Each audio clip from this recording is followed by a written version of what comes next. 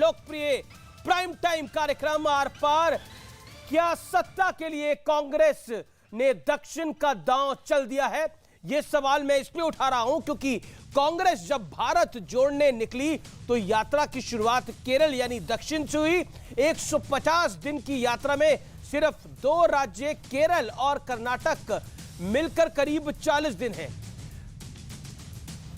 यानी सिर्फ 40 दिन डेडिकेट किए गए हैं दक्षिण के राज्यों को। सोनिया गांधी भी दक्षिण भारत में ही यात्रा में शामिल हुई, लेकिन गांधी परिवार के लिए साउथ की सियासी दौड़ नई बात नहीं है। गांधी परिवार से कब किसने साउथ का सियासी दांव चला, आज इतिहास के पन्नों से भी मैं इसकी संपूर्ण जानकारी आपके समक्ष रखूंगा। लेकिन सवाल है कि अब तक कांग्रेस की भारत जोड़ो यात्रा से हासिल क्या हुआ है। पहले विवादास्पद पादरी जॉर्ज पोनैया से मुलाकात पर बीजेपी ने निशाना साधा, फिर हिजाब में बच्ची के साथ राहुल की तस्वीर आई तो उस पर सवाल खड़े हो गए। इस बीच बारिश में भीगकर भाषण देने वाली राहुल गांधी की तस्वीर भी बहुत वायरल हुई और फिर राहुल गांधी अपनी मां सोनिया गांधी के जूते का फीता बांध रहे हैं। इस तस्वीर को खूब चर्चित किया गया, लेकिन सवाल यह है कि क्या तस्वीरों से कांग्रेस की सियासी जमीन मजबूत हो पाएगी? आज इन तमाम मुद्दों पर होगी देश की सबसे बड़ी बहस। उत्तर हारे, अब कांग्रेस दक्षिण के सहारे। आज का आर पार इसी पर।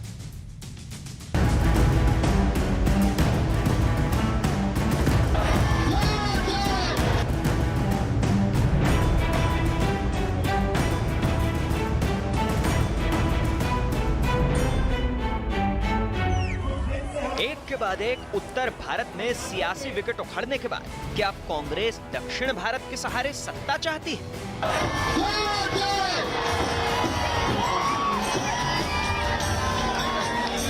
भारत जोड़ो यात्रा की शुरुआत दक्षिण से हुई। सोनिया गांधी दक्षिण में ही यात्रा में शामिल हुई। वैसे गांधी परिवार के लिए 1978 में इंदिरा गांधी ने कर्नाटक के चिकमंगलुरु उपचुनाव में जीत हासिल कर अपनी वापसी का संकेत दिया। 1999 में सोनिया गांधी अमेठी के साथ साथ कर्नाटक के बेल्लारी से चुनाव लड़ी और जीती भी। 2019 में अमेठी में जमीन खिसकने का डर सताया तो राहुल गांधी अमेठी के साथ साथ केरल के वायनाड से भी चुनाव लड़े, जहां वो जीते। लेकिन डर सही निकला, अमेठी में कांग्रेस की सत्ता उखड़ गई। लेकिन आज नॉर्थ और साउथ इंडिया पर राहुल गांधी का एक बयान सुनाना भी जरूरी है। First 15 years, I was a member of parliament in the north. So I had got used to a different type of politics. And for me, coming to Kerala was very refreshing. I found that people are interested in issues. And not just superficially, but going into detail in issues. उधर आम आदमी party ने राहुल गांधी पर निशाना साधा है। क्या आपको लगता है कि कहीं ना कहीं कांग्रेस को आप इसलिए राइट ऑफ करना चाहते हैं, कहीं आपको पब्लिक देखे एज अ ऑपोजिशन? बर्बाद कांग्रेस को करने को बस एक ही राहुल काफी थे। हर साख पे राहुल। लोकसभा सीट, जबकि लोकसभा सीटें 29, हिमाचल प्रदेश 1, जबकि सीटें हैं 4, छत्तीसगढ़ में 2, जबकि सीटें हैं 11, बर्ताऊ में आगे, पंजाब में जहां पर कांग्रेस को 1 सीट मिली है। ये बड़ा स्पेसिफिक आंकड़ा है। अब दक्षिण के राज्य का रुख करते हैं। केरल में 15 सीटें, यानी खाता ही अच्छा खोला है कांग्रेस ने। 20 में से 15 सीटें। तमिलनाडु 39 में से 8 सीट्स। तेलंगाना में 17 में से 3 सीटें, हालांकि 4 भारतीय जनता पार्टी भी जीती हुई है। पुडुचेरी में 1 सीट है, 1 सीट कांग्रेस को मिली है। कर्नाटक में 28 सीटें हैं, 1 सीट मिली है। यानी कांग्रेस की जो मौजूदा परिस्थिति है उसमें 28 सीटें आती हैं दक्षिण से, इसलिए दक्षिण महत्वपूर्ण है। लेकिन मेरा बड़ा सवाल इस समय क्या है, भारत जोड़ो के पीछे क्या गहरी रणनीति है या फिर कोई दूसरा विकल्प कांग्रेस के पास नहीं बचा है? जैसा आम आदमी पार्टी कहती है कि कांग्रेस अब पुरानी बेला हो चुकी है, कांग्रेस की स्थिति बहुत खराब है। मैं बीजेपी की यहां बात नहीं कर रहा। मेरे साथ बात करने के लिए आज दो धुरंधर मेहमान मौजूद हैं। मेरे साथ गौरव भाटिया हैं, बीजेपी के राष्ट्रीय प्रवक्ता और सुप्रीम कोर्ट के वकील भी हैं। मेरे साथ जानी मानी लेखिका सुभ्राष्ट्रा है, उनका अभिनंदन है। मेरे साथ अखिलेश प्रताप सिंह है, कांग्रेस पार्टी के वरिष्ठ नेता हैं, प्रवक्ता है, कांग्रेस के कई सावन देख चुके हैं। मेरे साथ दीपक झा जुड़ेंगे, राजनीतिक विश्लेषक है और अपना वक्तव्य रखेंगे। आप तमाम लोगों का स्वागत है। लेकिन सबसे पहले फेस ऑफ कर लेते हैं अखिलेश जी, आप में और गौरव भाटिया के बीच में अगले 5 मिनट, उसके बाद मैं सुभ्राष्ट्रा का रुख करूंगा। मेरा बड़ा सीधा सवाल है और बड़ा मौलिक सवाल है जो किसी के मन में भी होगा। अखिलेश जी, आप उत्तर प्रदेश से आते हैं, उत्तर प्रदेश से आप विधायक रहे, आप वहां की राजनीति कर रहे हैं। क्या कांग्रेस के लिए अब उत्तर पुराना हो चुका है और उत्तर के अंदर कांग्रेस को कुछ नहीं दिख रहा है, इसलिए दक्षिण का रुख किया है? अमीर जी, हंसी आ रही है आपके स्लोगन पे, क्योंकि आपने दक्षिण उत्तर का भेद बना के जो बताया है। 14 राज्यों से, जिसमें 2 केंद्र शासित प्रदेश है, ये यात्रा जारी है। उसमें मध्य प्रदेश, महाराष्ट्र, राजस्थान, हरियाणा, दिल्ली, उत्तर प्रदेश, पंजाब, हिमाचल, जम्मू कश्मीर, इसे कौन सा राज्य मानते हैं आप? दक्षिण भारत राज्य हैं ये। तो आपका तो फर्म ही टेढ़ा है। खैर कोई बात नहीं। और आपने एक बात गिनाई जो मैं कहने वाला था, लेकिन आपने पहले गिना दी कि कुछ राज्यों को गिनाया। उसने बताया कि इसमें 191 सीटों में सिर्फ 13 सीट बीजेपी कांग्रेस के पास है। एकदम सही गिनाया आपने। इन्हीं राज्यों में बिहार, बंगाल, महाराष्ट्र, झारखंड, पंजाब, दिल्ली, तेलंगाना, राजस्थान, छत्तीसगढ़, गुजरात, आसाम, हरियाणा, हिमाचल, उत्तर प्रदेश, इसी में से 150 सीटें कम होनी है बीजेपी की। बीजेपी अपने मैक्सिमम में है, इसी में से 150 सीटें कम होगी, बीजेपी आ जाएगी 125 से 150। 2019 के पहले भी कह रहे थे, मुझे अच्छी तरह याद है। अखिलेश जी, आप ही को सवाल पूछ रहा हूं। आप तो 2018 में मुझे कह रहे थे कि आप बीजेपी का ये मैक्सिमम है, यहां से कम होंगी, उत्तर प्रदेश से 40-50 सीटें कम हो जाएंगी, लेकिन उत्तर प्रदेश में आपकी 2 थी, 1 कम हो गई, अमेठी कम हो गई। यानी आप बीजेपी के माइनस का इंतजार कर रहे हैं, लेकिन माइनस आप होते जा रहे हैं। लास्ट टाइम मध्य प्रदेश में आपकी 2 आई थी, इस बार 1 ही रह गई। बीच बीच में आप कितना टोकते हैं भाई? मैं टोक नहीं रहा, आपने 1 मिनट अपनी बात की जो बढ़ने की क्षमता थी, अरे सुनिए, अब आप सब पूछ लिया। बीजेपी की जो बढ़ने की क्षमता थी, अब वहां स्पेस नहीं बचा है। और जब मैंने कहा था तब पुलवामा नहीं हुआ था, मुद्दे पर लड़ रहे हैं ना मोदी जी चुनाव, जो अपने सरकार की उपलब्धियां हो उस पर नहीं चुनाव लड़ा था। अब वो तो पुलवामा का पोल खुलेगा बाद में कि क्या हुआ था, कैसे हुआ था। तो आज भी जनता ये जान रही है कि ये मतलब आप कह रहे हैं पुलवामा में आतंकवादी हमला नहीं हुआ था, ये किस लिए लाते हैं? आप कह रहे हैं पुलवामा में आतंकवादी हमला नहीं हुआ था, उसका पोल खुलेगा। अमीर भाई थोड़ा सुन लिया करिए। मैं तो सुन ही रहा हूं, थोड़ा सुन लिया करिए। देखिए, हाँ सुनिए, देखिए, जब आप अपने सरकार की उपलब्धियों पे बात नहीं है चुनाव में, अभी भी नहीं करते हैं। अब आप कोई बता देना, अमीर जी, मोदी जी कहे थे ना कि 2022 तक सबको घर दे देंगे, दे दिया? बताओ मोदी जी, कहे थे किसानों को आय 2 गुनी कर देंगे, कहे थे 2022 तक सब घर में नल होगा, नल में पानी हो, जल होगा, उसमें एलईडी, घर में एलईडी होगी, सबको शौचालय होगा, 5 ट्रिलियन की इकोनॉमी होगी, हर खेत को पानी होगा, हर गांव में शौचालय। कोई 4 जिले बता दीजिए जिसमें खुले में शौचालय लोग न जाते हो। कहते 2022 तक कुपोषण मुक्त हो जाएगा, बता दें। कहते हर भारतीय को 24 घंटे बिजली मिली है। सिर्फ 22 तक जो वादे किए थे उसको बता रहा हूं, लेकिन का जिक्र नहीं करते मोदी जी, क्योंकि सब जुमले हैं। रोजाना नए शब्दों को लाना, नए नए शब्दवाग दिखाना, झूठ बोलना, फिर नई नई बातें करना। बिल्कुल, अखिलेश जी, अब लगातार आप 2.5 मिनट बोल लिए, अब अपनी वाणी को अब विराम दीजिए। गौरव भाटिया का मैं रुख करता हूं, लेकिन एक पॉइंट मैं कहना चाहता हूं। आपने ये सारी बातें बीजेपी की अभी हाल में 5 राज्यों का विधानसभा चुनाव हुआ था, वहां पे गिनाई होंगी, लेकिन जनता ने आपकी नहीं मानी, आपको 1 राज्य नहीं मिला। पॉइंट ये भी है, इस समय कांग्रेस की स्थिति जो है वो किसी से ढकी छुपी नहीं हुई है, भरे बाजार में सबको पता है। बीजेपी की जो स्थिति है वो भी भरे बाजार सबको पता है। लेकिन मैं रुक करता हूं गौरव भाटिया का। गौरव भाटिया, पहले तो पुलवामा में जो आपने करा, इस पर जो इल्जाम लगाया है अखिलेश जी ने, उसका जवाब भी दे दीजिए 30 सेकंड के अंदर, और बाकी बीजेपी का माइनस शुरू होने वाला है। आप अपने चरम पर। अमीर जी, मैं सुन रहा था, आपने कहा कि कई सावन देखे हैं अखिलेश जी ने, अरे सावन तो इन्होंने कई देखे हैं, लेकिन उत्तर प्रदेश चुनाव याद करिए, अभी कुछ ही माह हुए हैं। यही अखिलेश जी आते थे, इधर उधर की डीगे मार मार के जो जनता को इन्होंने त्रस्त किया, और सीटें आई 2, 403 में 2 सीटें। आप सोचिए, बेचारे 2-3 महीने भ्रमण पे बाहर चले गए थे, न्यूज 18 पे भी नहीं आ रहे थे, और बहुत ही अच्छे व्यक्ति हैं ये, कितनी हिम्मत से आके कांग्रेस का पक्ष रखते हैं। लेकिन अगर प्रोडक्ट में ही कुछ गड़बड़ी हो, अगर राहुल गांधी लॉन्च ना हो, तो बेचारा प्रवक्ता क्या कर सकता है भाई। दूसरी बात देखिए, ना बीजेपी मैक्सिमम पे है और ना कांग्रेस मिनिमम पे है। अमीर जी, मैं आपको बता रहा हूं, चुनाव दर पर अखिलेश जी को तो लग रहा है ये मैक्सिमम है, 303 आपका सर्वोच्च है। हाँ, देखिए अमीर जी, अखिलेश जी पे व्यक्तिगत मैं कुछ नहीं कहूंगा, इनका स्वभाव बहुत ही मिलनसार है।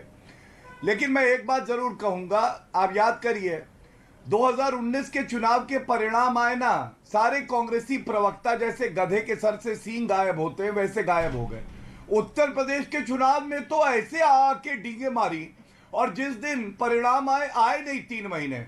अभी जब 24 के चुनाव के परिणाम आएंगे और 400 सीटों से ज्यादा भाजपा लाएगी, तो ये कांग्रेसी 10-20 पे सिकुड़ जाएंगे, और ये कहना गलत नहीं होगा। देखिए, एक मां का सम्मान होना चाहिए, और जिस तरह से सोनिया गांधी जी चाहती है कि उनका 51 साल का ये जो अपरिपक्व बालक है ये कभी गद्दी पे विराजमान हो जाए, आज एक मां की ममता अपने बच्चे के लिए फिर से लेकिन अब तो राहुल जी मेहनत कर रहे हैं। लेकिन राहुल गांधी क्या कर रहे,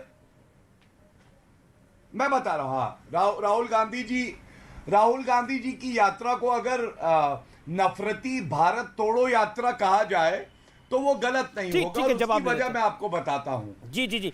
अब आगे बाकी जी आप 30 सेकंड में बात रखिए। आधा मिनट लूंगा, आधा मिनट, नाराज मत होइए। दरिया दिली दिखाई है, दरिया दिली। आधा मिनट मैंने बहुत इंतजार किया जी, आधा मिनट। देखिए, नफरती भारत तोड़ो यात्रा में जॉर्ज पुनैया से मिले, जो भारत माता का भी अपमान करते हैं, हिंदू देवी देवताओं का भी अपमान करते हैं। निक्कर में आग लगा रहे थे, अपने घर में आग लगी हुई है, गोवा के 8 MLA चले गए। और आज मैं अखिलेश जी से यह पूछना चाहता हूं, ये साहसी प्रवक्ता आए हैं जो राष्ट्रपति द्रौपदी मुर्मू जी के लिए आज उदित राज ने कहा है, क्या वो शब्द उचित है? एक आदिवासी महिला, एक महिला है, उच्च संवैधानिक पद पर है। क्या अखिलेश जी मुझे बताएंगे ऐसे भारत जोड़ा जाएगा जब राष्ट्रपति के लिए भी आप इस तरह के शब्द का इस्तेमाल करते हैं? आपका पॉइंट है, जवाब ले लेते हैं। अखिलेश जी, नफरती एजेंडे के साथ क्या भारत जोड़ने की बात करी जाएगी? और आप कह रहे हैं कि बीजेपी का ये कम हो जाएगा समय, बीजेपी अब माइनस में चली जाएगी, लेकिन उसका एक साइंटिफिक आंकड़ा है कि बीजेपी लगातार चुनावों को जीत रही है। हाल ही में 5 राज्यों का चुनाव हुआ, बीजेपी वहां पर जीत के वापस आई है चुनाव के अंदर।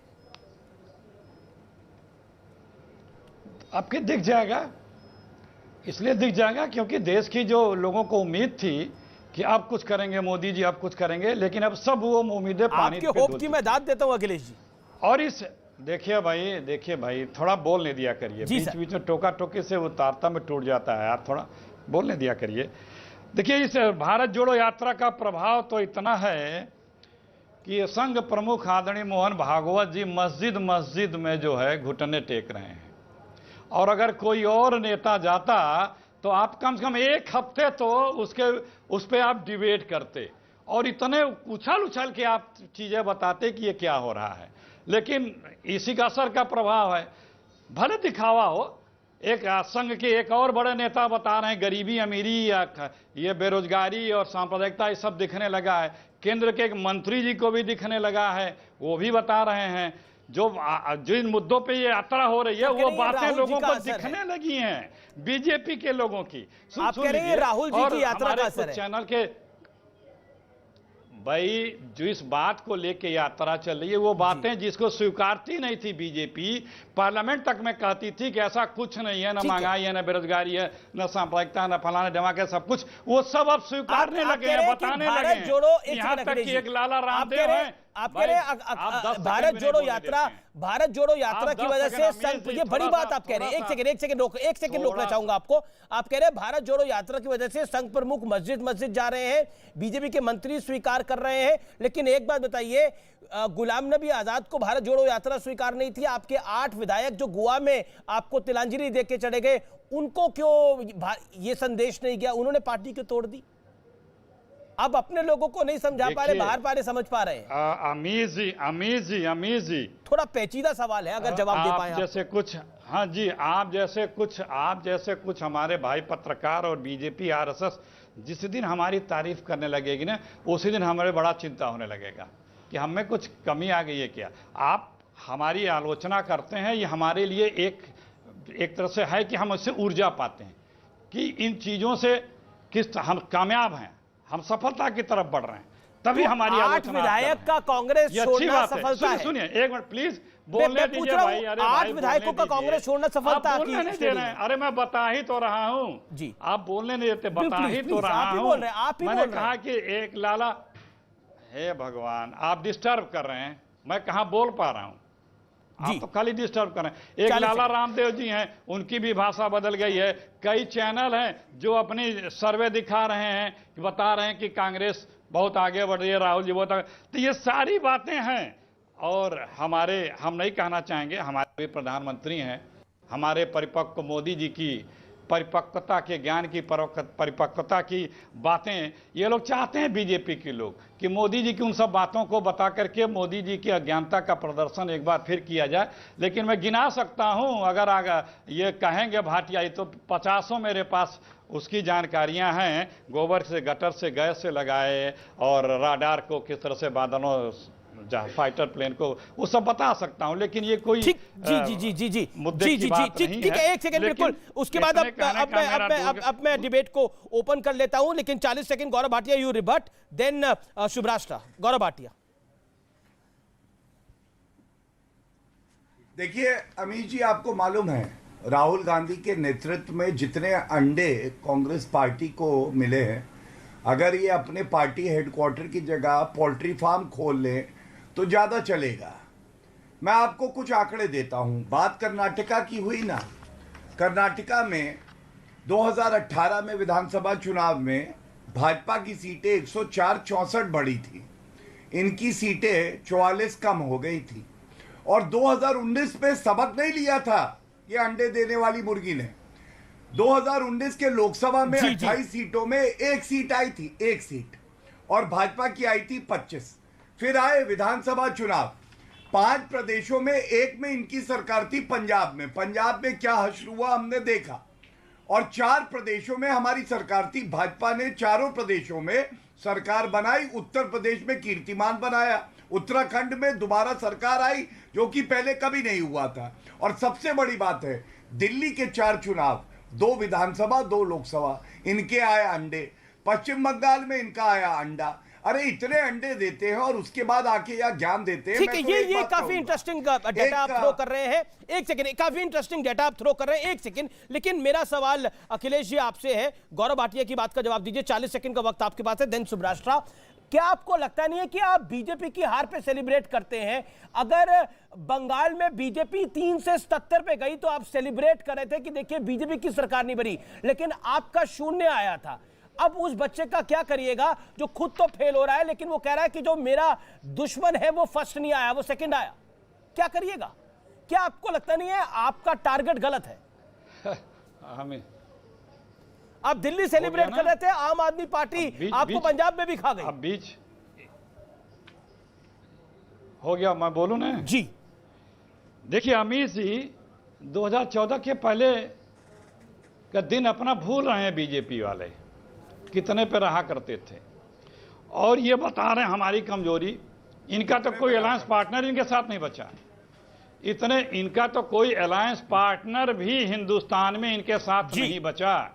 जो ट्रेडिशनल भी हुआ करते थे, जब उनको ये समाप्त करने की कोशिश करने लगे तो इनकी तो विशेषण इतनी कि कोई नहीं इनके साथ है। लेकिन आप क्यों सेलिब्रेट करते हैं? तमाम जो मिनिस्टर्स हैं, फिर वही बात भाई, चिंता ना मत करिए, मई 24 में हम लोग सेलिब्रेट करेंगे लाल किले से क्योंकि इस देश को दिया क्या मोदी जी ने? बता देना कि काला धन लाए हो, कितना काला धन ले आए। ठीक है, 4 काला धन वालों को पकड़े हो, बता दें। मैं कुछ कहूं? 4 भगोड़ों को ला बता दें जिनको पकड़ के लाए, जो सब इन्हीं के मित्र हैं। गौरव बता दें कि 2 करोड़ नौकरियों का क्या हुआ। ठीक है, शुभराष्ट्र को मैं लेकर का क्या हुआ, काशी का क्या हुआ, डॉलर का क्या हुआ, शुभराष्ट्र को मैं लेकर दाऊद का क्या हुआ, 100 स्मार्ट सिटीज का क्या हुआ। ठीक है, ये सब हिसाब लिए जाएंगे ना। आप सत्ता में बैठे हैं, इसी की तो बात होगी। जी। और इसी से भागते हैं मोदी जी। मोदी जी आप मोदी जी के किसी भी इस तरह के किए गए वादों का जिक्र दोबारा नहीं करते हैं। क्यों नहीं करते हैं?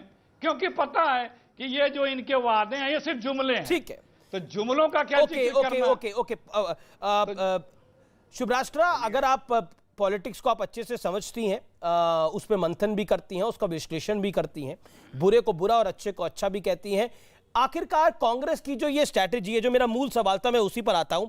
क्या भारत जोड़ो के पीछे गहरी रणनीति है जो कि एक दिखाई देती है, और दक्षिण में ज्यादा समय बिताना, या फिर इसके अलावा कोई विकल्प नहीं बचा है कांग्रेस के पास?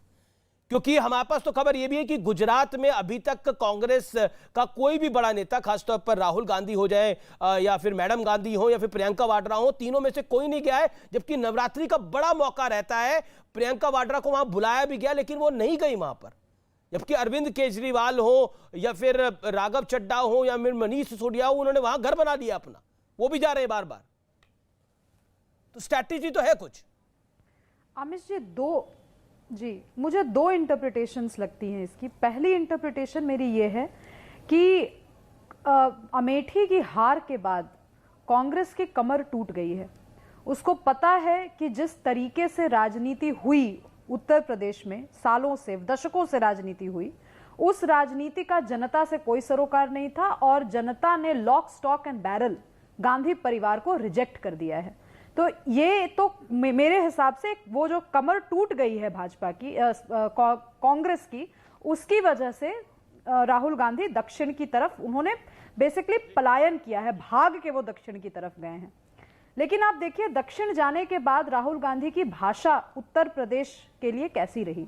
और ये पहली बार नहीं उन्होंने कहा, इसके पहले भी एक बार दक्षिण और उत्तर की राजनीति को की तुलना करते हुए उन्होंने बहुत आपत्तिजनक शब्द कहे थे, जो जनता, मतलब सतही तरीके से वो काम करते हैं। जी, उत्तर भारत के लोग उनको पिछली बार सतही लगे थे, और इस बार उन्होंने साफ तौर पे कह दिया है कि यहां पर मुद्दों की बात होती है, वहां पे मुद्दों की राजनीति नहीं कर पाता था। तो अब भाई, जो व्यक्ति दशकों से सांसद रहा हो, जिसका परिवार दशकों से सांसद रहा हो, उसी प्रदेश में रहा हो, और वो मुद्दों की राजनीति क्यों नहीं कर पाए, ये तो सवाल उनको पूछना चाहिए था। खैर, ये मेरी पहली इंटरप्रिटेशन है। दूसरी इंटरप्रिटेशन है जो मुझे शायद थोड़ा ज्यादा सच्चाई के करीब लगती है, वो ये है कि जो राजे रजवाड़े वाली मानसिकता के जो लोग होते हैं ना, उनका ईगो बहुत जल्दी हर्ट होता है। तो जब वो इतना भयानक रूप से इनका ईगो हर्ट हो चुका है कि अब वो जनता को गाली देंगे और वो जाकर के दक्षिण में राजनीति चमकाने की कोशिश करेंगे। लेकिन आप देखिए कि दक्षिण भारत का जो चरित्र है, आज दक्षिण भारत में चाहे भाजपा हो या कांग्रेस हो, दोनों में से कोई भी पॉलिटिकल पार्टी स्वतंत्र रूप से अपनी सत्ता आज एस्टैब्लिश कर रही है, ऐसा नहीं है। वहां की जो रीजनल पार्टीज हैं, उनका बोलबाला है, कोई भी पार्टी आगे बढ़ेगी, आपको उनको साथ लेकर चलना होगा। अब इस सिचुएशन में कांग्रेस के साथ ऐतिहासिक रूप से पार्टियों के साथ गलत हुआ है, नेताओं के साथ गलत हुआ है। दक्षिण भारतीय नेता कभी भी कांग्रेस में अगर उभरे हैं, मुझे ब्रेक के लिए रुकना पड़ रहा है, जो अपमान हुआ है, मुझे ब्रेक के लिए रुकना पड़ रहा है। मैं ब्रेक ले रहा हूं, आप देख रहे हैं आर पार, ब्रेक के बाद वापस आ रहा हूं। ये बड़ा विश्लेषण है, लेकिन एक बड़ा रिएक्शन आ रहा है राहुल गांधी के ऊपर। जो आम आदमी पार्टी की एक टिप्पणी थी, उस पर सलमान खुर्शीद ने बहुत बड़ा बोल दिया है। मैं ब्रेक के बाद उस ब्रेकिंग स्टोरी पर लौट रहा हूं।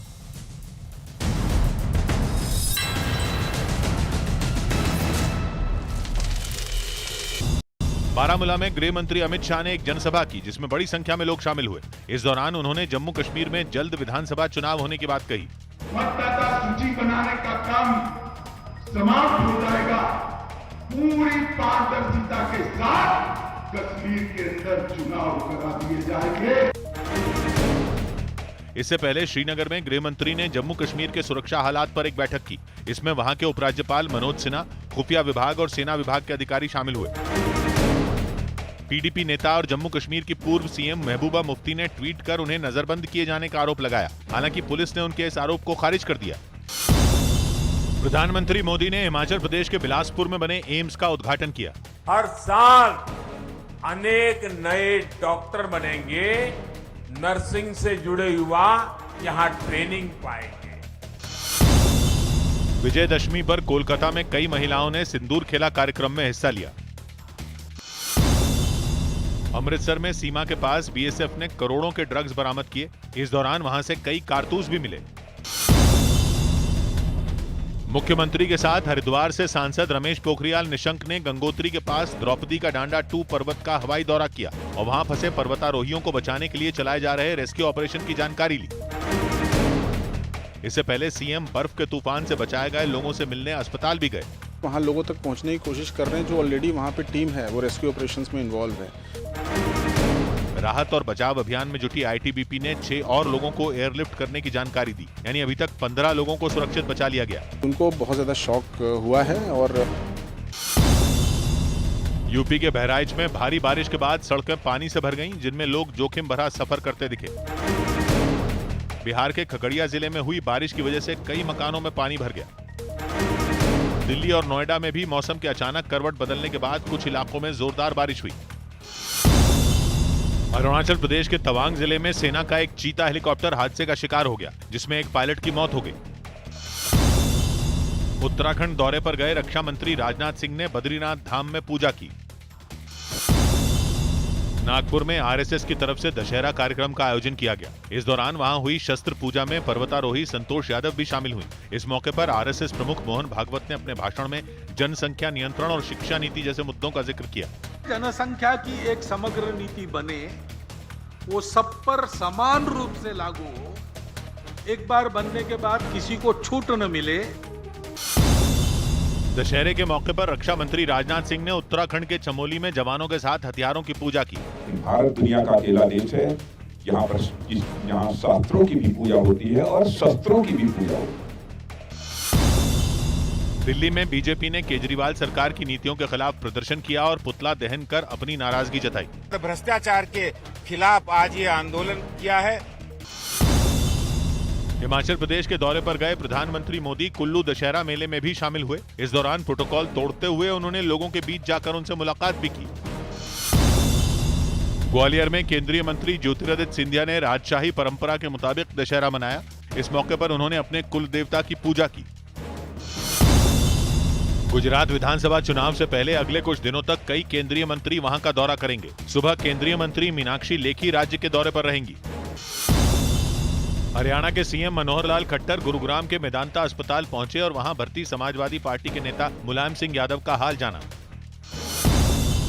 दिल्ली के लाल किला मैदान में आयोजित दशहरा कार्यक्रम में उपराष्ट्रपति जगदीप धनखड़ और पूर्व राष्ट्रपति रामनाथ कोविंद भी शामिल हुए। इस समारोह में मुख्यमंत्री केजरीवाल भी मौजूद रहे। मुंबई की अंधेरी विधानसभा सीट पर होने वाले उपचुनाव की तैयारियां शुरू हो गई। इसके लिए कांग्रेस ने उद्धव ठाकरे गुट के उम्मीदवार को समर्थन देने का ऐलान कर दिया। इस सीट पर 3 नवंबर को उपचुनाव होगा। पटना में आई आंधी की वजह से गांधी मैदान में बना रावण का पुतला मुंह के बल जमीन पर गिर गया।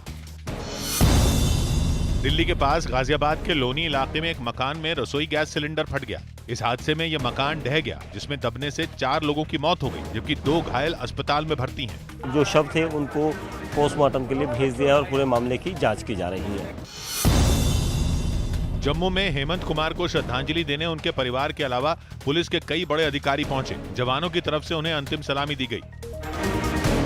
हेमंत कुमार के परिवार ने हत्या के पीछे आतंकी साजिश होने का शक जताया और जांच की मांग उठाई। बैच का एक बहुत ही आउटस्टैंडिंग और बिलीव अफसर का जाना इस तरीके से एक नेशनल लॉस है। हालांकि जम्मू कश्मीर पुलिस ने बताया कि अब तक हुई पूछताछ में इस मामले में कोई आतंकी कनेक्शन सामने नहीं आया। मुंबई के सर एचएन रिलायंस फाउंडेशन अस्पताल को फोन पर बम से उड़ाने की धमकी दी गई। बताया गया कि फोन करने वाले ने मुकेश अंबानी और उनके परिवार को भी धमकी दी। बम से उड़ाने की धमकी मिलने के बाद अस्पताल की सुरक्षा बढ़ा दी गई। साथ ही बम निरोधक दस्ता वहां जांच के लिए पहुंचा। मोहम्मद पर दावा कर दी कि जल्द से जल्द इस पूरे मामले को सुलझा दिया जाएगा। पुलिस ने इस मामले में केस दर्ज कर लिया और पड़ताल के लिए 3 टीमें बना दी। मुंबई पुलिस इस तरह की घटना को लेकर के अत्यंत सजग है और जल्द ही हम आरोपी को अरेस्ट करके उस पर कठोर प्रतिबंधक कार्रवाई करेंगे। मुंबई में शिवसेना की दशहरा रैली में सीएम एकनाथ शिंदे ने ताकत दिखाई। इसमें शिंदे के साथ मंच पर बालासाहेब ठाकरे के बड़े बेटे जयदेव ठाकरे भी नजर आए। उनके अलावा ठाकरे परिवार की दूसरी बहू स्मिता ठाकरे भी रैली में शामिल हुई। उत्तराखंड के सीएम पुष्कर सिंह धामी ने पौड़ी गढ़वाल में हुए बस हादसे वाली जगह का मुआयना किया। बाद में उन्होंने अस्पताल में भर्ती घायलों से मुलाकात भी की। अभी तक की हमारी जो सूचना है उसके हिसाब से इनमें से 25 लोगों की मौत हो चुकी है। यूपी सरकार राज्य में जल्द मुख्यमंत्री बीमा दुर्घटना योजना की शुरुआत करेगी। इसके तहत हादसे में मारे गए लोगों के परिवारों को 2 लाख तक की मदद दी जाएगी। तेलंगाना के सीएम के चंद्रशेखर राव ने अपनी पार्टी तेलंगाना राष्ट्र समिति का नाम बदलकर भारत राष्ट्र समिति कर दिया। माना जा रहा है कि ऐसा कर उन्होंने 2024 में राष्ट्रीय राजनीति में महत्वपूर्ण भूमिका निभाने के संकेत दिए। लखनऊ में हुई भारी बारिश की वजह से एक दुर्गा पूजा पंडाल गिर गया, जिसके बाद पुलिस की मदद से वहां फंसे हुए लोगों को बाहर निकाला गया। पूजा पंडाल था, भारी बारिश की वजह से ये पूरी तरीके से धराशायी हो गया।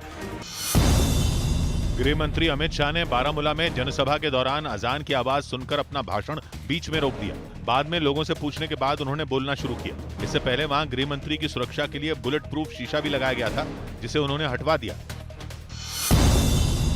केरल में कोच्चि एयरपोर्ट से 3 किलो से इस समय की बड़ी ब्रेकिंग स्टोरी है। सलमान खुर्शीद ने जोरदार पलटवार किया है। कांग्रेस के वरिष्ठ नेता है संजय सिंह के पास समझ नहीं है, इसलिए इस तरह का बयान दिया।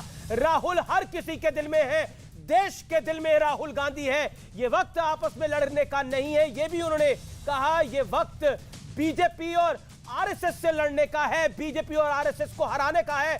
सलमान खुर्शीद का यह पलटवार है और उन्होंने इशारों में कहा है कि यह वक्त आपस में लड़ने का नहीं है, हम एकजुट होंगे तो 24 में मोदी हार जाएंगे, यह भी कहा गया है। आइए सुन लेते हैं सलमान खुर्शीद ने क्या कहा है एग्जैक्टली। कहने वाले को ना तो शायद सियासत की समझ है और ना ही शायरी की समझ है। उनका ये कहना कि राहुल गांधी हर जगह है, तो हम तो ये मानते हैं हर दिल में है, और हर दिल में है तो वो हर जगह है। लेकिन ये वक्त राहुल गांधी से लड़ने का नहीं है, वो नहीं लड़ रहे हैं आप लोगों से। हम पर संकट, हमारे सामने संकट जो है वो भारतीय जनता पार्टी और आरएसएस का संकट है। संकट एक ही है, बीजेपी और आरएसएस का। इसको गुहार भी मान सकते हैं कि आम आदमी पार्टी को कि आइए एक साथ लड़िए और मोदी को हरा दीजिए। लेकिन एग्जैक्टली क्या कहा गया था आर पार के उस कार्यक्रम के अंदर, वो बाइट क्या थी जिसके ऊपर बड़े सारे पॉलिटिकल रिएक्शन आए हैं। आम आदमी पार्टी के सांसद संजय सिंह का वो तंज क्या था, आर पार में राहुल गांधी पर क्या तंज किया था, वो बाइट में प्ले करके सुना रहा हूं। शायरी से राहुल है कि कहीं ना कहीं कांग्रेस को आप इसलिए राइट ऑफ करना चाहते हैं, कहीं आपको पब्लिक देखे एज अ ऑपोजिशन। बर्बाद कांग्रेस को करने को बस एक ही राहुल काफी थे। हर साख पे राहुल बैठे, अंजाम कांग्रेस क्या होगा। कांग्रेस की तो हालत ये है। ओके, उन्होंने ये कहा था कि अंजाम में कांग्रेस क्या होगा, हर शाख पे राहुल बैठा है। पहले तो एक ही शाख पे बैठा था, अब तो हर शाख पे राहुल बैठा है। ये कहावत है हर शाख पे उल्लू बैठा है, उसका अनुवाद उन्होंने कर दिया था। मैं सीधा रिएक्शन ले लेता हूं गौरव भाटिया से। पहले गौरव भाटिया 30 सेकंड में रिएक्शन। सलमान खुर्शीद का जो रिएक्शन आया वो बड़ा स्पष्ट है कि इस समय लड़ाई नरेंद्र मोदी से है, बीजेपी आरएसएस से है। अमीश जी देखिए, एक बात जरूर कहूंगा, भारतीय राजनीति में हम सब ने देखा है और ये जनता भी कहती है कि राहुल गांधी जैसी बुद्धि ना देना, क्योंकि उन्हें समझ ही नहीं आता कि भारतीयता, भारतीय राजनीति क्या है। लेकिन चाटुकारिता और जिस तरह से समर्पित रहते हैं सारे कांग्रेसी चाटुकार, वो भाव जरूर दिखाई दे रहा था सलमान खुर्शीद जी जब बोल रहे थे। अमीर जी आप ये बताइए, जी राहुल गांधी ने हर चुनाव हराया है कांग्रेस पार्टी को, पर दिल में लोगों के 49 चुनाव में 39 चुनाव हारी है कांग्रेस पार्टी उनके नेतृत्व में, और उसके बावजूद सलमान खुर्शीद क्या कह रहे, अरे बहुत बढ़िया है राहुल गांधी। और मैं एक बात और कहूंगा, आज आपने अभी कहा कि सोनिया गांधी जी के जूते के फीते बांध रहे थे राहुल गांधी। अमीर जी आप मुझे ये बताइए, बांध तो समेट तो उन्होंने कांग्रेस पार्टी को दिया है। ये जो चाटुकार ताली बजा रहे हैं, एक पुत्र ने अगर माता के जूते के फीते बांध दिए तो चाटुकार क्यों ताली बजा रहे हैं? और ये वही बात है, ये भारत तोड़ो यात्रा में इनकी उपलब्धि पता है क्या है? अमीर जी, बारिश हो रही है, राहुल गांधी भीग गए, अरे कुर्सियां खाली पड़ी है, वो चर्चा का विषय नहीं है। आप मुझे ये बताइए, ये क्या कहते हैं आज? ये लोग कह रहे हैं राहुल गांधी चले, पसीने की बूंद गिर गई, लाओ कटोरी लाओ, एक बूंद पसीना कटोरी में रखो, पानी मिलाओ, सब पिएंगे। चाटुकारिता करनी है? अरे ऐसा किसने बोला गौरव? आप भी बढ़ा देते हैं बात को। ऐसा किसने बोला कि एक बूंद गिर गई और पानी पिएंगे? अमीर जी, अच्छा अमीर जी आप मुझे ये बताइए, क्या ये सही नहीं है? ठीक है, मैं रिएक्शन लेता हूं। माँ के जूते बांध रहे हैं फीते, तो भैया बहुत बड़े नेता बन गए। अरे बारिश में भीग गए तो क्या हो गया? वहां कुर्सियां तो उल्टी पड़ी थी, 50 लोग नहीं देख रहे थे राहुल गांधी को। और आप मुझे बताइए, पसीने की एक बूंद अगर बह जाए 100 लोग आ जाएंगे कटोरा लेके। अरे ये बूंद अगर यहाँ गिरेगी तो मेरी तो जीवन धन्य हो जाएगा। ठीक है, जवाब अखिलेश जी अब आप देखिए, मैंने आपको 40 सेकंड का वक्त दिया था, लेकिन आपने 1.5 मिनट बोला। लेकिन अखिलेश जी, एक तो ये तो संजय सिंह ने बोला कि अब कांग्रेस की हर शाख पे ही राहुल बैठ गया है तो अंजामे कांग्रेस क्या होगा, यानी ये हर शाख पे उल्लू बैठा है, उस कहावत का अनुवाद उन्होंने एक तरह से करके अपने तरीके से बोला। इस पे सलमान खुर्शीद का रिएक्शन आया। क्या आपको लगता नहीं है कि आप विलुप्त होते जा रहे हैं कई राज्यों से? दिल्ली से आप विलुप्त हो गए, बिहार से आप विलुप्त हो रहे हैं, उत्तर प्रदेश से आप विलुप्त हो चुके हैं। यह आपके लिए समस्या का दौर है।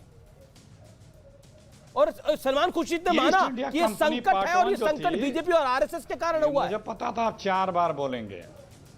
और कुछ बचा पूछने को या बोलूं मैं? बोलिए ना आप। अच्छा, हाँ, तो जो ईस्ट इंडिया कंपनी पार्ट 1 थी उसे भी यही लगता था, ईस्ट इंडिया कंपनी पार्ट 2 को भी यही लगता है। तो ये कोई नई बात नहीं है कांग्रेस के बारे में, ये विचार ईस्ट इंडिया कंपनी दोनों के एक ही हैं। और देखिए, बौना हमेशा कद्दावर से डरता है, नकली हमेशा असली से घबराता है। और ये राहुल जी या कांग्रेस की जो सफलता है और मोदी जी की जो रुखसती का समय आ रहा है, ये साफ झलक रहा है बीजेपी के प्रवक्ताओं और बीजेपी माइंडेड लोगों के चेहरे से और उनके वक्तव्यों से। कोई कुछ बता नहीं पा रहा, तथ्यों की बात नहीं कर पा रहे। निश्चित रूप से संख्या बल है बीजेपी के पास, आदरणीय मोदी जी के पास, न आत्मबल है न नैतिक बल है। आत्मबल और नैतिक बल होता तो खड़े होके कहते, भाइयों बहनों मित्रों, मैंने देखो 15 लाख आपके खाते में डाल दिए ना, 2 करोड़ नौकरियां दे दी ना, गंगा मैया को साफ कर दिया ना, किसानों को आय 2 गुनी कर दी ना, 100 स्मार्ट सिटी बना दिए ना, काला धन ले आया ना, भगोड़ों को पकड़ के ले आया ना, डॉलर को रसातल में ले आया ना। अगर आत्मबल नैतिक बल होता या अपनी सरकार की उपलब्धि होती तो आज ये शब्द भाजपा या भाजपा के नेता। अखिलेश जी, आपने एक टर्म यूज करी, कि कांग्रेस की सफलता को देखते हुए, एक सेकेंड, एक आपने टर्म यूज करी कांग्रेस की सफलता को देखते हुए, 8 विधायकों का कांग्रेस को छोड़ देना गोवा के अंदर, वो कांग्रेस की सफलता है। 5 राज्यों में से 5 राज्य हार जाना, यह कांग्रेस की सफलता है। सफलता के मापदंड क्या है कांग्रेस पार्टी के, जरा पता लगे देश को भी।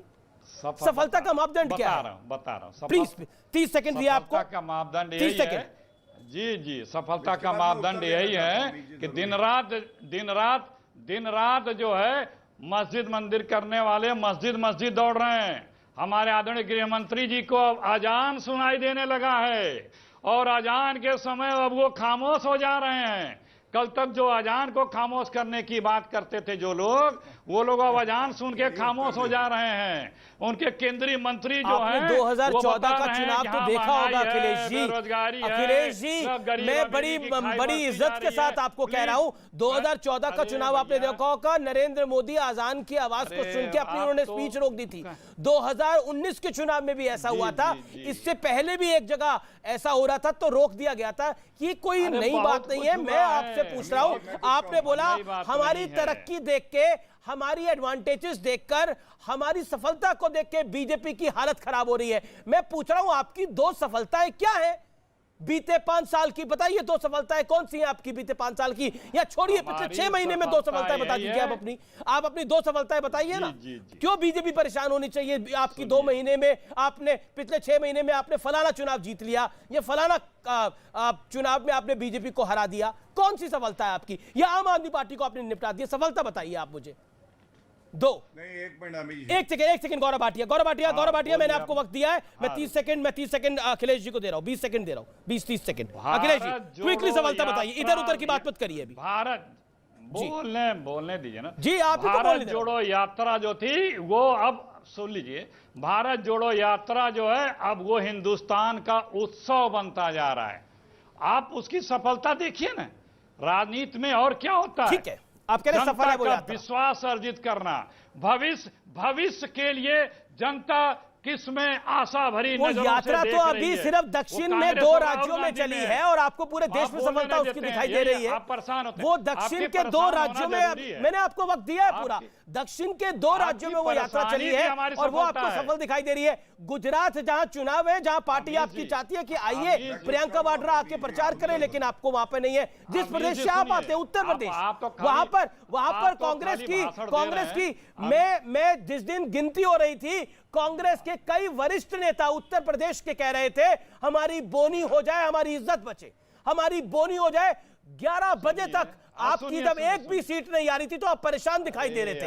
ये था कि नहीं था उत्तर प्रदेश चुनाव के अंदर 2022 के अंदर, अभी मार्च के अंदर जब नतीजे आ रहे थे 10 मार्च को, कांग्रेस के वरिष्ठतम नेता कह रहे थे हो सकता है आपके मन में भी यही दुविधा चल रही हो कि कांग्रेस की बोनी हो जाए। बोनी का मतलब है कांग्रेस का खाता खुल जाए। जी जी जी जी, देखिए हमारी बहुत बड़ी सफलता है कि आप परेशान हैं, पसीना टप टप चेहरे से आपके गिर रहा है, कांग्रेस की यही सफलता है। आप जो परेशान हैं, आप जो घबराए हुए हैं, जो डरे हुए हैं, जो 1.5 घंटे तक आने से घबराना चाहिए, लोगों को डरना चाहिए, की प्रवक्तागिरी कर रहे हैं, ये हमारे लिए कांग्रेस के आने से लोगों को घबराना चाहिए, डरना चाहिए। आप तो प्यार वाली पार्टी है जी, आप तो प्यार बांटते हैं, आप तो दिल लेके घूमते हैं, आप कहते हैं डरना चाहिए, डर लगना चाहिए लोगों को। कांग्रेस के आने से डरना क्यों चाहिए? अरे सुन लीजिए, ओके, एक सुभ्राष्ट्रा कुछ कहना चाह रही है 30 सेकंड के अंदर। दीपक झा भी मेरे से जुड़े हुए हैं, गौरव भाटिया मैं आपको रुक कर रहा हूं। सुभ्राष्ट्रा 30 सेकंड। आपकी परेशानी जो है वो हमारी, ठीक है, गौरव भाटिया भी कुछ कमेंट करना चाहते हैं। Gaurav Bhatia I will come to you. आप कितने परेशान दिख रहे हैं। अरे मैं क्यों परेशान होऊंगा सर, आपकी सत्ता भी हमने देखी है, भाजपा की सत्ता भी देखी है, हमने वीपी सिंह की सत्ता भी देखी है। हम यहाँ थे, यहाँ है, यहाँ रहेंगे। और आपको बता रहा हूं हमारा अंगद का पैर है, हमारा पैर नहीं हिलने वाला। आपको जो कहना है, आपको जो करना है आप करिए, बीजेपी को जो कहना है बीजेपी वो करे, लेकिन आप खुद कह रहे हैं कि कांग्रेस के आने से घबराना चाहिए, डरना चाहिए। क्या कहेगी? लेकिन आपके आगे बीजेपी कुछ नहीं है। Right okay, let me get another perspective. आपके आगे बीजेपी का प्रवक्ता कुछ नहीं है। ठीक है, अमीश भाई आपके आगे बीजेपी का, ठीक है सर, ओके। सुभ्राष्ट्रा। आमिश जी, यही होता है, आप कांग्रेस से अगर तीखे सवाल पूछें तो ये इसी भाषा पे उतरते हैं। नहीं, मैंने तो तीखा सवाल ही नहीं पूछा, मैंने तो बोला कि उन्होंने बोला कांग्रेस की अपार सफलता से बीजेपी को डर लग रहा है। मैंने पूछा 2 सफलता बता दीजिए। मैं पूछूंगा जीवन में आपकी 2 सफलता क्या है, तो आप मुझे गरियाने थोड़ी लगेंगी। बिल्कुल। और मैं उसमें आपने तो राजनीतिक सवाल पूछा, मैं उसमें पॉलिसी का एक सवाल और जोड़ देती हूँ। इतने सारे मुद्दों पर राहुल गांधी निकले हैं, अनएम्प्लॉयमेंट को लेकर निकले हैं, महंगाई को लेकर निकले हैं, तो जितने कांग्रेस शासित प्रदेश हैं वहां पर इन्होंने अनएम्प्लॉयमेंट दूर करने का कौन सा एक ऐसा मॉडल शुरू किया जिसको लेकर के पूरे देशव्यापी एक आंदोलन होना चाहिए या देशव्यापी पॉलिसी बननी चाहिए? कहीं किया हो तो बताइए, राजस्थान में किया हो तो बताएं, क्योंकि नॉर्थ इंडिया को तो इतनी गिरी हुई निगाहों से देखते हैं राहुल गांधी। तो नॉर्थ इंडिया का ही एक स्टेट है ना, उत्तर भारत का ही तो एक स्टेट है राजस्थान, जहां इनकी सरकार है। तो राजस्थान में ऐसा क्या कर दिया इंडिपेंडेंट है, इनका भी जवाब दे दीजिए 10 सेकंड के अंदर, 20 सेकंड के अंदर। गौरव भाटिया मैं आपको बता रहा हूं, 1 सेकंड, अखिलेश से सवाल पूछा गया इसलिए I am coming to you. देखिए, अगर किसी को लगता है कि राजस्थान में अनएम्प्लॉयमेंट दूर नहीं हो रहा या झारखंड में, छत्तीसगढ़ में नहीं हो रहा, तो जाओ वहां मुद्दे उठाओ। हम तो कह रहे हैं कि अगर आप किसी को भी लगता हो तो जाओ वहां पर बात करो, जनता आपको जवाब देगी। हमें देश में दिख रहा है, हमें मोदी जी के जिससे जिसको एक देशव्यापी मूवमेंट के रूप में लिया जा सके। अखिलेश जी, आप सवाल नहीं सुन रहे, सवाल नहीं सुना आपने। आपने बहुत अच्छा काम किया होगा छत्तीसगढ़ और राजस्थान में, मैं मानती हूँ, पर आप मॉडल तो बता दीजिए कि आपने वहां बेरोजगारी कैसे दूर कर दी चमत्कारिक रूप से। ये मॉडल बता दीजिए आप, बाकी बहस बाद में कर लेंगे, क्या होना चाहिए नहीं। और मैं क्यों जाकर वहां आंदोलन करूंगी सर, मैं पॉलिटिशियन थोड़ी हूँ ना, मैं नेता हूँ ना, मैं किसी पॉलिटिकल पार्टी के दफ्तर टिकट के लिए भाग रही हूँ। अरे हो तो गया, मुझे आंदोलन खड़ा करने की जरूरत नहीं है, ये काम आपका है। सिर्फ एक ही उदाहरण देता हूँ, अरे एक ही उदाहरण दे रहा हूँ। ये जो चिकित्सा का राजस्थान ने शुरुआत की थी, सबको फ्री मेडिकल ट्रीटमेंट अनएम्प्लॉयमेंट का नहीं है ना, बेरोजगारी को लेकर कोई मॉडल नहीं है। अरे सुन लीजिए, अब एक गिनाया तो वो अब बीच में नहीं मैं आपके बीच में बताऊं, आप भी मत घबराइए। आपके ज्ञान का आपने कहा एक मॉडल बताओ, आपके ज्ञान का एक मॉडल मैंने बता दिया। प्लीज का जवाब दे रहे हैं, इसलिए मैं बता रही हूं। अरे क्यों परेशान हो रही हैं, आप भी परेशान हो रही हैं, इसके लिए मेरे लिए अच्छी खबर है ये भी, क्योंकि मैंने बताया आपको, आपने एक मॉडल पूछा कि एक कोई मॉडल बता दे। राजस्थान वो प्रदेश है जिसने स्वास्थ्य के लिए सबको निःशुल्क सारी स्वास्थ्य सुविधाएं देने की शुरुआत राजस्थान ने ठीक है। Gaurav Bhatia, then Deepak Jha, I will come to you. Gaurav Bhatia, बताया हूं आपके लिए एक ही काफी है। गौरव भाटिया। हाँ अमित जी, मैं अपनी बात रख सकता हूँ जी। अमित जी बीच में मत टोकिएगा, 2-3 बिंदु पे अपनी बात रखूंगा। जो आपने डिबेट में बात उठाई, बर्बादे गुलिस्ता करने को एक ही उल्लू काफी था, मैंने नहीं उठाई, संजय सिंह ने बोला। बैठा है अंजामे गुलिस्ता। हाँ, आपके कार्यक्रम में आपने वो बाइट दिखाया, हर शाख पर उल्लू बैठा है, अंजामे गुलिस्ता क्या होगा। आपको मालूम है चाटुकार कांग्रेसी आगे क्या कह रहे हैं? वो कह रहे हैं इस बात पे उन्हें आपत्ति नहीं है कि आप राहुल गांधी को उल्लू बता रहे हैं, इस बात पे आपत्ति है कि राहुल गांधी जैसा उल्लू हर शाख पे बैठा है, तुलना क्यों कर रहे हैं उल्लू से, ये हंस रहे हैं। और यहां पे अखिलेश जी ने कहा मोदी जी ने किया। अब मैं बताता हूं क्या किया, सुनिए। 1 रैंक 1 पेंशन करके दिखाया, मोदी है तो मुमकिन है। जीएसटी लागू करके दिखाया, मोदी है तो मुमकिन है। आर्टिकल 370 संशोधित करा, मोदी है तो मुमकिन है। ट्रिपल तलाक अपराध बनाया, मोदी है तो मुमकिन है। राम मंदिर आप कहते थे तारीख नहीं बताएंगे, बता दी, मोदी है तो मुमकिन है। और अभी क्या किया, INS विक्रांत आया, इकोनॉमी की ग्रोथ की जो दर है वो 13.5% पहुंच गई। वैक्सीन की डोजेस 220 करोड़ हो गई। 5th लार्जेस्ट इकोनॉमी भारत हो गया। नेताजी की मूर्ति जो है वो कर्तव्य पथ पर लग गई। प्रचंड हेलीकॉप्टर आ गया, और प्रचंड हेलीकॉप्टर जैसे आया है ना, प्रचंड जीत भारतीय जनता पार्टी की होगी, और आप लोग शाखों पे उल्टे लटके रहेंगे। तीसरी बात, राजस्थान में मैं आंकड़ों के साथ बता दूं, शुभराष्ट्र जी ने अभी एक बात उठाई है, सबसे ज्यादा बलात्कार के मामले कहां हैं? 6000, उत्तर प्रदेश से 6 गुना ज्यादा राजस्थान में। अनएम्प्लॉयमेंट, बेरोजगारी दर बड़े प्रदेशों में सबसे ज्यादा कहां है? 30% राजस्थान में, उत्तर प्रदेश में 4%, गुजरात में 2%, मध्य प्रदेश में 2.5%। और पेट्रोल सबसे महंगा कहां है? श्री गंगानगर राजस्थान 112 रुपए, नोएडा में 96 रुपए। ये लोग भारत जोड़ो यात्रा करेंगे। अरे नफरती चिंटू हैं ये लोग, केवल नफरत फैला सकते हैं, और चाटुकारिता में इनका कोई सामी नहीं है। ओके अखिलेश जी आप अपनी बात को रखिए। दीपक झा भी इंतजार कर रहे हैं, दीपक झा भी हाथ खड़ा कर रहे हैं। अखिलेश जी पहले आप बोल लीजिए 40 सेकंड। हाँ देखिए भाई, मैं भाजपा के स्तर के बराबर में नहीं आ सकता, इसलिए उनको और उनकी पार्टी का और उनकी पार्टी के प्रवक्ता का जो भाषा का स्तर है वो उन्हें मुबारक हो, वो ठीक है। INS विक्रांत किसने बनाया था, कब बना था? ये प्रचंड हेलीकॉप्टर HAL ने कब से बनाना शुरू किया? ये मोदी जी के लेबोरेटरी में नहीं बना, नागपुर के कारखाने में बना है। GST किसने लाई थी? आप उसमें कितने परिवर्तन कर डाले? दही घी बीच में नहीं, प्लीज बीच में नहीं। सवाल है उदित राज पे कुछ बोलेंगे अपने तौर पे, आप अपने आप जो द्रौपदी मुर्मू जी का अपमान किया, गलत बयानी करी, उस पे कुछ बोलेंगे? नियमों को तोड़ के आप, मैं सवाल पूछ रहा हूं, राजमत होइए अखिलेश जी, आप अपने आप मैं कह रहा हूं द्रौपदी मुर्मू जी, रुक जाइए, द्रौपदी मुर्मू जी पे जो अभद्र ट्वीट किया है उसमें कुछ कह पाएंगे या डर लग रहा है, थर-थर कांप रहे हैं? आप अपना परिचय दे या आपकी सीट हिल क्यों रही है? आप काम क्यों रहे हैं? बोलेंगे नहीं, बताने की आवश्यकता मना किया गया है। किसी महिला का अपमान हो तो कुछ ना बोलो। इन्हीं को सुना लो भाई। आदिवासी महिला का अपमान हुआ, बोल क्यों नहीं पा रहे? नहीं, मैं पूछूंगा। बोल लो क्यों नहीं पूछेंगे आप? ठीक है, जवाब आपने द्रौपदी मुर्मू का सवाल पूछा, जवाब सुन लीजिए ना गौरव। गौरव आपने 3 बार ही पूछा है, जवाब दे देते। क्या आपको लगता नहीं है जो उदित राज ने बोला वो गलत था? बार बार बीजेपी उसको जवाब दे रहा हूं, जवाब वाकई बहुत भद्दा था, गलत था, उसकी जितनी निंदा करी जाए कम है। क्या आपको लगता नहीं कि ऐसे व्यक्ति को पार्टी से बाहर कर देना चाहिए? 3 ही उदाहरण दिलाए, अभी तो मैंने 3 ही उदाहरण गिनाए, तब तक आपे से बाहर हो गए। सच्चाई सुन के बहुत लोगों का आपे से बाहर हो जाया करते हैं। कहते हैं बेटी बचाओ बेटी पढ़ाओ और सारे बलात्कारियों का साथ देते हैं। कहते हैं सबका साथ सबका विकास, फ्रेम में कोई दूसरा घुस जाए तो बता दो। मामले है राजस्थान जिसके फोटो फ्रेम में, जिसके फोटो फ्रेम में कोई दूसरा नहीं आ सकता, उसका नारा है कि सारे सबका साथ सबका विकास।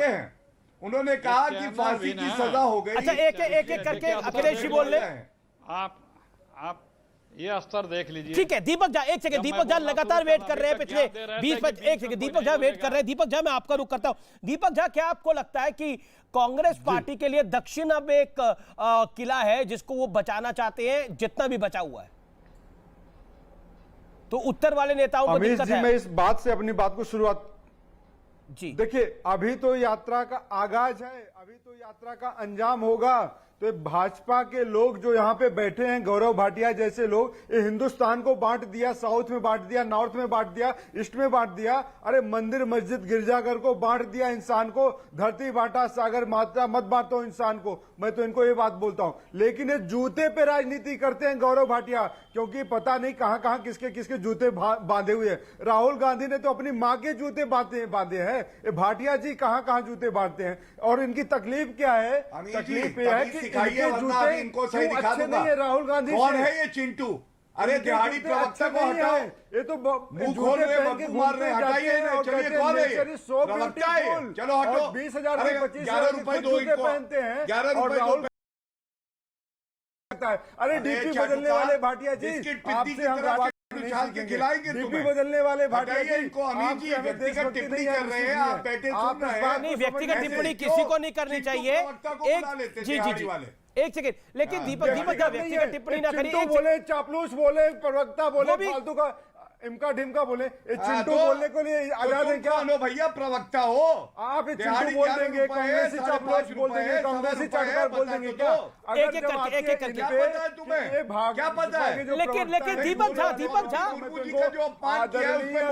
अरे एक सेकंड गौरव भाटिया, एक सेकंड गौरव। दीपक झा, आपने बोला दक्षिण और बीजेपी ने उत्तर और दक्षिण में बांट दिया। बीजेपी ने कैसे और कब बांटा उत्तर और दक्षिण के अंदर? मुझे बताइए, क्या उत्तर और दक्षिण में उन लोगों ने नहीं बांटा जिन्होंने बोला उत्तर भारत के लोग सतही सोचते हैं और दक्षिण भारत के लोग डिटेल में सोचते हैं? आप क्या कहना चाहते हैं? आप राजनीतिक विश्लेषक हैं, बताइए इस बात को। बीजेपी ने कब बांटा उत्तर और दक्षिण के अंदर? मुझे बताइए। व्हेन बीजेपी ने डिवाइड क्रिएट किया उत्तर और दक्षिण के अंदर, गिव इट एक एग्जांपल दीजिए मुझे, आप एग्जांपल दीजिए। अमीश जी, जब हैदराबाद में भाजपा के महासचिवों की बैठक होती है, तब कहते हैं कि साउथ में खिलेगा कमल और भाजपा का मास्टर क्या हो गया इसके अंदर? फिर क्या होता है? क्या हो गया? साउथ में खिलेगा कमल, इसमें क्या हो गया? इसमें डिवाइड कैसा है? हैदराबाद के अंदर जाके इसमें डिवाइड कहां है? अरे अमीश जी, ये तो भारत जोड़ो यात्रा राहुल गांधी की है और इससे पूरा नॉर्थ ईस्ट में पंजाब वापस आएगा। नॉर्थ ईस्ट में पंजाब वापस आएगा। कांग्रेस इस बात को कहती है कि डिवाइड करती है नॉर्थ ईस्ट को। नहीं, एक सेकंड, सुब्राष्ट्रा कुछ कहना चाहती है। सुब्राष्ट्रा 30 सेकंड। सुब्राष्ट्रा खोल करके तो बना भाजपा ने रखा है ना कांग्रेस ने रखा है। एनजीओ का काम करना हो तो वो अलग तरीके से काम दीपक झा रिप्लाई। दीपक झा 10 सेकंड। चुनाव जीतने के लिए ही, ठीक है दीपक झा चुनाव जीतने के लिए लड़े जाते हैं। दक्षिण में कमल खिलेगा, अगर गौरव भाटिया की पार्टी कह रही है तो इसमें डिवाइड कैसे क्रिएट कर रही है? Establish your fact. देखिए अमीश जी, बात बहुत सीधी सी बात है। बात बहुत सीधी है। राहुल गांधी पूरे भारत की यात्रा पे निकल चुके हैं। आज पूरा भाजपा इस बात से चिंतित है कि राहुल गांधी के साथ पूरा देश खड़ा है और इसलिए भाजपा अभी 2 राज्यों में गए हैं, की तरह चाल चल रही है, दुष्चक्र रच रही है कि देश को बांटो, देश को बरगलाओ, साउथ में बांटो, नॉर्थ में बांटो, ईस्ट में बांटो। अरे हमारे लिए तो पूरी भारत माता एक समान है, जननी जन्मभूमिश्च स्वर्गादपि गरीयसी, ये पूरी सुब्राष्ट्र 20 सेकंड सुब्राष्ट्र। दीपक जी यहाँ मिथिला से छी, अपने बताऊं राहुल गांधी जी कह दिलन, अब हम तो मघी में बोल रही है काहे कि मैथिली हमर उतना शुद्ध न है। राहुल गांधी जी कह दिलन कि नॉर्थ इंडिया में लोगों के तो दिमागे न है, पॉलिसी पर विचारे न करा। हमने जब वोट डाले, हिंदुस्तान का आदमी हर भाषा समझता है सुब्राष्ट्र जी। ना गौरव, अरे सुना ना दीपक जी, जब हमने वोट डाले तो हमने भाषा में बात करिए, आज मिथिला में जो आंदोलन चल रहा है, आज मिथिला, अच्छा तो हिंदी में बात, ठीक है हिंदी में बात कर लेती हूँ, मुझे कोई दिक्कत नहीं है। मिथिला में जो आपके आंदोलन चला वो मुद्दा विहीन है, भाषा में बात करिए। कह दीजिए कि मिथिला स्टूडेंट यूनियन का मुद्दा विहीन है। राहुल गांधी की हिम्मत कैसे हुई उस नेता की कह देने की इतने सारे मिथिला के युवा सड़कों पर है। आपके देश में आपकी बात करते हैं, भाजपा की बात करते हैं, राहुल गांधी की बात करते हैं। अरे मैडम आप राहुल गांधी की बात कर लीजिए। दीपक ये गलत है, आप पर्सनल अटैक गलत है दीपक। पूछेगा किसने आपने गौरव पे भी किया, आप सुब्राष्ट्र पे भी बोलिएगा कि 2 करोड़ रोजगार देते 2 लाख पे आ गए। मोदी जी से मत पूछेगा, उत्तर प्रदेश, बिहार, झारखंड, पंजाब सब लोग सड़क पे हैं, लेकिन मोदी जी से मत पूछेगा। मोदी जी गुस्सा हो जाएंगे, मोदी जी नाराज हो जाएंगे, कैमरा में आने नहीं देंगे आपको। अरे मैडम थोड़ा तसल्ली से सुन लीजिए बात को। आप ठीक है, हम भाषा की मर्यादा को बरकरार रखें, मेरा निवेदन है। Okay Deepak you made your point, Shubhrastra ji you also made your point. Gaurav Bhatia 30 second, then Akhilesh ji I come to you. और भाषा की मर्यादा को हम रखें, महत्वपूर्ण है ये। गौरव जी देखिए अमीर जी, हमें बचपन में ये सीख दी गई थी, हमेशा अपने स्तर के व्यक्ति के साथ संवाद करिए, चर्चा करिए। इसलिए जो दिहाड़ी के प्रवक्ता के यहाँ पे जो ऑफिशियल भी नहीं है, गाली गलौज करते, मैं कोई उत्तर नहीं दूंगा, लेकिन एक बात कहूंगा, विरोधाभास देखिए। आज राहुल गांधी का एक वक्तव्य आ रहा था भ्रष्टाचार पर, सोनिया गांधी राहुल गांधी दोनों बेल पे बाहर है और डीके शिव कुमार बगल में झांक रहे थे। डीके शिव कुमार के ऊपर ईडी का मुकदमा चल रहा है, वो जेल होके आए हैं 50 दिन, बेल पे बाहर है। ये लोग भ्रष्टाचार से ठीक है। Okay Akhilesh ji final point. Akhilesh ji 20 second, sharp 20 second Akhilesh ji. Gaurav ji शांत, गौरव जी 20 सेकंड अखिलेश जी। अमेश जी, मोदी जी बीजेपी और उनके शुभचिंतकों की ये परेशानी बता रही है कि हम कामयाब हैं, हमारी यात्रा, हमारे देश में बढ़ता जनाधार, राहुल जी की स्वीकारोक्ति और कांग्रेस के तो राहुल जी बनेंगे, आपको लगता है पीएम कैंडिडेट होंगे 2024 के?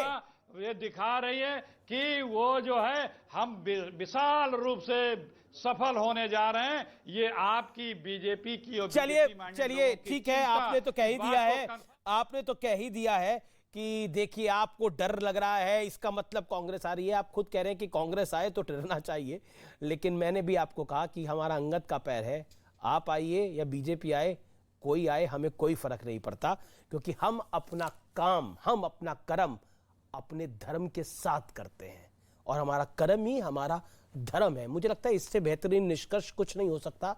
आप अपना काम करिए, बाकी जिसको जो कहना है वो कहता रहेगा। रिजल्ट यानी नतीजा निर्भर करता है आपकी मेहनत पर और आपकी शिद्दत पर, वो बड़ा महत्वपूर्ण है। नमस्कार, उम्मीद है आज का आर पार आपको पसंद आया होगा। नमस्कार, शुभ रात्रि। अगला शो देश नहीं झुकने देंगे अमन चोपड़ा के साथ। चलिए लिखते जाइए जो मैं बताने जा रहा हूं। 5 अक्टूबर, 5 मतलब कल, छत्तीसगढ़ के दुर्ग में बच्चा चोरी के शक में 3 साधुओं की लिंचिंग की कोशिश। लिखते जाइएगा जो मैं बता रहा हूं, आप बता रहा हूं, हैरान हो जाएंगे। 27 सितंबर 2022 छत्तीसगढ़ के धामतरी में बच्चा चोरी के शक में 5 साधुओं की पिटाई, लिंचिंग की कोशिश। 13 सितंबर 2022 महाराष्ट्र के सांगली में बच्चा चोरी के शक में 4 साधुओं की बेरहमी से पिटाई। 9 सितंबर 2022 मध्य प्रदेश के जबलपुर में बच्चा चोरी के शक में साधु की पिटाई। 12 सितंबर 2022 यूपी के औरैया में बच्चा चोरी के शक में फिर साधु की पिटाई। 16 अप्रैल 2020 पालघर तो सबको याद है, बच्चा चोरी के शक में साधुओं की लिंचिंग। बच्चा चोरी का शक, साधुओं पर हमला। मतलब ये इतना बड़ा इत्तेफाक है, इतना बड़ा संयोग है, या फिर वाकई कोई साजिश है, सीरियल साजिश है सनातन के खिलाफ, साधुओं के खिलाफ। मतलब एक महीने में, बहुत ध्यान से समझिएगा, एक महीने में करीब आधा दर्जन जगहों पर साधुओं पर हमले हुए हैं। एक महीने में आधा दर्जन साधुओं पर, वो भी बच्चा चोरी के शक में। साधु बच्चा चोर, सोचिए, साधुओं के खिलाफ ये अफवाह है या ये निशाने पर भगवा है? मैं सीधा सा सवाल पूछूंगा। एक बार ये तस्वीर एक बार दिखा दीजिए फुल स्क्रीन पर, इसको फुल स्क्रीन पर दिखा दीजिए भाई। ये जो तस्वीर इस वक्त आप देख रहे हैं ना, क्या देश में हम लोग पूछ रहे हैं कि क्या साधुओं की टारगेट लिंचिंग, जैसे कश्मीर में हिंदुओं की टारगेट किलिंग हुई, अब क्या हो रहा है, क्या देश में साधुओं की टारगेट लिंचिंग की साजिश चल रही है क्या? पुलिस के सामने साधुओं की पिटाई, पकड़ पकड़ कर मारा जा रहा है, पीटा जा रहा है, पालघर रिपीट करने की क्या कोशिश हो रही है? ये देश भर में साधुओं के खिलाफ पालघर प्रोजेक्ट चल रहा है क्या? देश भर में क्यों संतों के देश में साधुओं को लगातार बच्चा चोर बताकर पीटा जा रहा है? एक महीने में 6 बार।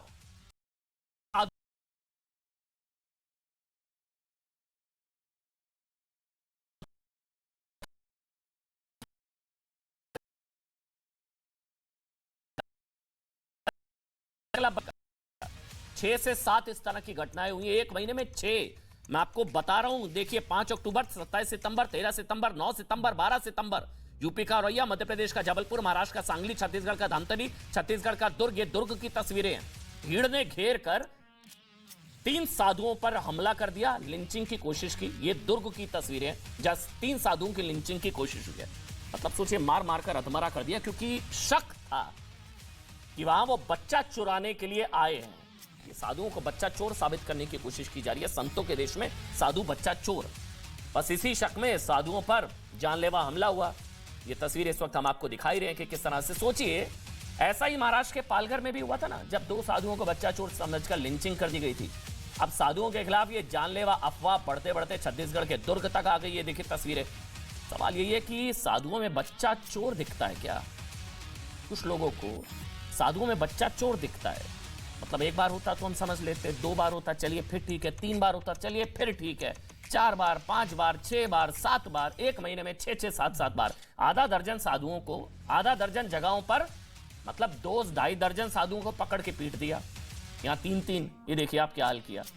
सब बच्चा चोरी के शक में। ये क्या सनातन के खिलाफ कोई सीरियल साजिश है?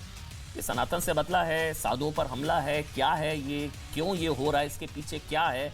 समझते हैं, क्योंकि संतों के देश में साधुओं पर लगातार हमले हो रहे हैं, तो भाई बात तो करनी पड़ेगी ना, समझना तो पड़ेगा। संतों का बहुत बड़ा पैनल है आज मेरे साथ। रिमोट साइड में रख दीजिए, क्योंकि बहुत बड़ा पैनल मेरे साथ। देवकी नंदन जी हैं आज विशेष तौर पर। देवकी नंदन जी मेरे साथ लाइव हैं, उनको आप देख पा रहे हैं, कथावाचक। अम्मू साहब हैं, सूरजपाल अम्मू हैं मेरे साथ। स्वामी दीपांकर जी हैं। स्वामी जी बहुत बहुत स्वागत। धन्यवाद। मेरे साथ हाजी मेहरदीन रंगरेज साहब हैं, आपका भी बहुत बहुत स्वागत। मेरे साथ महंत राजू दास भी, हनुमानगढ़ी के जो महंत हैं अयोध्या, वो भी मेरे साथ होंगे। और मेरे साथ एक और मेरे साथ कई बड़े पैनल, कई बड़े संत रहेंगे। लेकिन पहले मैं आपसे शुरू कर रहा हूं, देवकी नंदन जी, क्या लगता है आपको, ये साधु बच्चा चोर, साधु बच्चा चोर, ये बच्चा चोर वाली अफवाह या निशाने पर भगवा, क्या हो क्या रहा है भाई? एक महीने में 6-6 साधु बच्चा चोर। देखिए अमन जी, आप बहुत अच्छे से जानते हैं कि जिस तरीके से एक षड्यंत्र हो रहा है। आप ही ने बताया कि एक महीने में 6 घटनाएं हुई। एक महीने में अगर 6 घटनाएं होती हैं तो मुझे नहीं लगता कि ये गलतफहमी का शिकार हो सकते हैं। मैं डायरेक्टली ये कह सकता हूं कि साधु संत और सनातन को टारगेट किया जा रहा है, चाहे वो रोड पे हो, चाहे वो बॉलीवुड में हो। और सनातनियों को टारगेट करके सनातनियों को हर जगह पर नीचा दिखाने का प्रयास है। और दुर्भाग्य इस बात का है कि कोई भी इस पर बोलने के लिए तैयार नहीं। मैं आपके चैनल से पूछता हूं कि अगर अन्य धर्म के लोगों के ऊपर अगर ये आक्रमण हो गया होता, जैसे मौलवियों के ऊपर या जो चर्च के पादरी होते हैं उनके ऊपर, या अन्य किसी पे, या किसी नेता पे लगातार 6 बार ऐसे आक्रमण होते, या बॉलीवुड के किसी हीरो पे ऐसे आक्रमण होते, तो भी क्या हमारे देश में इतना ही मौन होता, मौन व्रत रखते? मैंने कई बार कहा है कि साधुओं की सुरक्षा, मैंने कई बार कहा है कि साधुओं की सुरक्षा के लिए हमें कदम बढ़ाना चाहिए। और मैंने एक और बात कही है इस निंदा की तर्ज पे एक कानून हमें ऐसा बनाना चाहिए जो भगवान को, सनातन को और साधुओं को सुरक्षा दे, क्योंकि ये सिर्फ साधुओं का अपमान नहीं है, साधुओं को नहीं मारा जा रहा को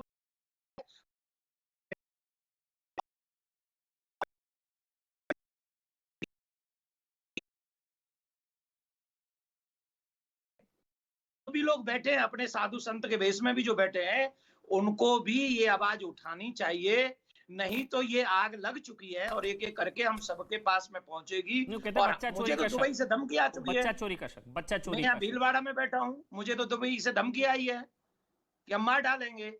तो ये सब चीजें बहुत सोची समझी नीति के तहत किया जा रहा है, जिससे सनातन को ज्यादा डैमेज किया जा सके और सनातन को नीचा दिखाया जा सके। ये क्या ब्रांडिंग भी है स्वामी दीपांकर? आप खुद भगवाधारी है, ये ब्रांडिंग है कि भगवा साधु बच्चा चोर होते हैं और इनको पीटने का नया बहाना है, पीट दो फिर कह दो बच्चा चोरी का शक था। मतलब साधु बच्चा चोर, साधु संत, संतों के देश में